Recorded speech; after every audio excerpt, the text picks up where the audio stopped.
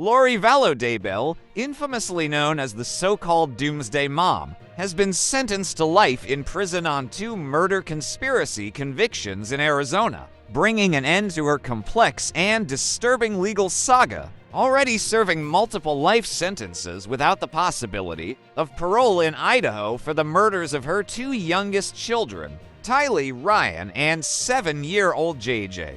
Vallow, and for conspiring in the death of her husband, Chad Daybell's first wife, Tammy Daybell. Vallow Daybell was tried in Arizona for 2 separate conspiracy plots from 2019. In April 2025, jurors convicted her of conspiring with her brother, the late Alex Cox, to kill her estranged husband Charles Vallow, allegedly motivated by life insurance proceeds and her intention to marry Chad Daybell. She represented herself in the trial, despite lacking legal training. Months later, in June, she was found guilty in a separate trial for plotting to kill her niece's former husband, Brandon Boudreaux, following a shooting at his home in Gilbert. An attack investigators say narrowly missed and was tied to a vehicle connected to her deceased daughter's vehicle registry. At sentencing in Phoenix on July 25, 2025,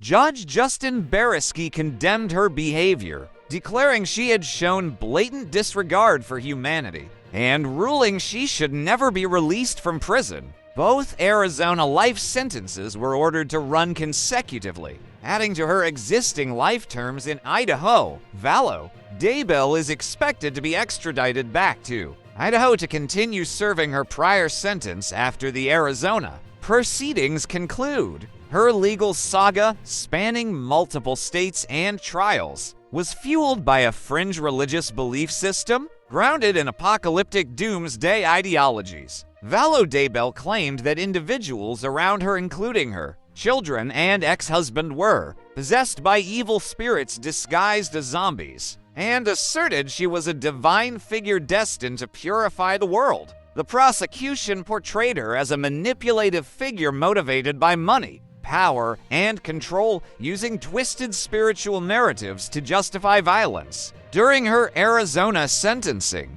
family members voiced deep emotional hearings. Her son Colby Ryan called her the real tragedy for the family, while relatives described betrayal and grief. Boudreaux and his family, who survived an attempt on his life, testified about the trauma they endured. Judge Bariski emphasized she should fade into obscurity behind bars, with no chance for release.